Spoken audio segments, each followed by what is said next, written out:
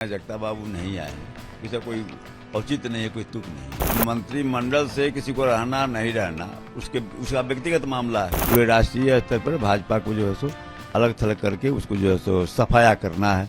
अभी मैं आरजेडी के दफ्तर में मौजूद हूं और हमारे साथ हैं आरजेडी के प्रवक्ता और दिग्गज नेता चितरंजन गगन जी। चितरंजन गगन जी, सबसे पहला सवाल यही होगा, चूंकि 3 दिनों का ये कार्यक्रम है और लगातार जो है भारतीय जनता पार्टी आप पर हमलावर है। उनका ये कहना है कि प्रदेश अध्यक्ष ही नहीं है इस कार्यक्रम में। सवाल है कि भाजपा जो बोल रही है तो उसका तो बोलने का ऐसे ही आदत है। कल कार्यक्रम है, कल राष्ट्रीय कार्यकारिणी की बैठक है, 9 तारीख को, 10 तारीख को राष्ट्रीय परिषद की बैठक। तो जगता बाबू प्रदेश अध्यक्ष की हैसियत से कल कार्यकारिणी के विशेष आमंत्रित सदस्य हैं। परसों जो राष्ट्रीय परिषद की बैठक होने वाली है उसमें भी सदस्य।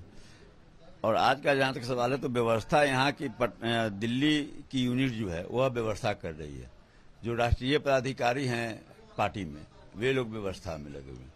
इसलिए आज यह सवाल उठाना कि यहाँ जगता बाबू नहीं आए हैं, इसका कोई औचित्य नहीं है, कोई तुक नहीं है। नहीं, भारतीय जनता पार्टी का ये आरोप रहा है जब से उनके बेटे का इस्तीफा हुआ है, सुधाकर सिंह का इस्तीफा हुआ है। सुशील मोदी लगातार ये कह रहे हैं कि 2 विकेट जो गिरा है वो आरजेडी का ही गिरा है और फिर भी आरजेडी चुप है। नहीं, भाजपा क्या बोल रही है, हमने जैसे मंत्रिमंडल से किसी को रहना नहीं रहना उसका व्यक्तिगत मामला है। अब 2 मंत्रियों ने इस्तीफा दिया तो ऐसा कोई पहली घटना नहीं है, पहले भी ऐसे होते रहा है, सामान्य घटना है। इसको कोई जो है सो पॉलिटिकल एंगल से कोई अगर देख रहा है तो उसके दृष्टि दोष कहेंगे उसको। भाजपा में देख ले, हम लोग यहाँ पर कार्तिक सिंह के खिलाफ आरोप लगा, उन्होंने इस्तीफा दिया। भाजपा देखे कि भाजपा के केंद्रीय मंत्रिमंडल में 33 मंत्री ऐसे हैं जिन पर कि विभिन्न आपराधिक मामले चल रहे हैं। 22 मंत्री ऐसे हैं जिसमें 10 साल से लेकर आजीवन कारावास तक की सजा होती रहती है। उत्तर प्रदेश सरकार में कन्विक्टेड मंत्री उनके हैं, कन्विक्टेड हैं, बजाबते से सजायाफ्ता जिसको कहते हैं, सजा मिला हुआ है, दोषी करार देने के बाद में उनको सजा मिला हुआ है और जमानत पर जो है सो बाहर है, वैसे लोग मंत्री हैं। अब वह भाजपा अगर यह सवाल उठाती है नैतिकता है तो उसको नैतिकता क्या पाठ माने पहले अपने ऊपर लेना चाहिए, देखना चाहिए।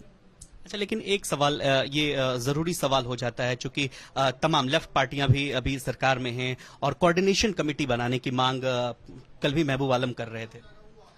नहीं, वह तो जो है सो अपना पार्टी का शीर्ष नेतृत्व है वो अपना तय करेगा। लेकिन जो कुछ भी हो रहा है महागठबंधन के सब जो भी घटक दल हैं सबके विचार और परामर्श से ही जो कुछ भी हो रहा है सो होता है। उसमें ये प्रकरण तब आया, ये कहा गया कि आरजेडी, जैसे मैंने आपसे पहले भी पूछा कि 2 विकेट गिरा और आरजेडी की तरफ से उस तरह से कोई प्रतिक्रिया नहीं आई। ठीक, हम पीछे चलते हैं, बीमा भारती और लेसी सिंह का जब मामला था बहुत सारी सुर्खियां बटोरी, लेकिन उस पर कोई एक्शन नहीं लिया गया। क्या कहीं कुछ दबाव में तो नहीं है आरजेडी? इतने सीटों के बावजूद 45 सीट नीतीश कुमार के पास है, फिर भी चलती उनकी ही चल रही है। नहीं, दबाव की राजनीति जो है सो ये सब जो है ना भाजपा करती है कि हाँ जिसके साथ रहती है उसी का जो है सो कब्र खोदने का काम करती है। भाजपा का संस्कार और संस्कृति रहा है। आप उसका देख लीजिए, कभी जो है सो वाजपेयी जी प्रधानमंत्री थे तो 36 दल उनके एनडीए में शामिल था। एक एक कर सारे दल जो है सो समाप्त होते गए और समाप्त कौन किया तो भाजपा। और जो संभल गए, अब शिवसेना जो सबसे पुराना उनका सहयोगी रहा उसके बीच में छुरा फूने का काम किया। अकाली दल, जनता दल जो सबसे पुराने उनके सहयोगी रहे हैं, तो उस जनता दल को कैसे समाप्त किया जाए।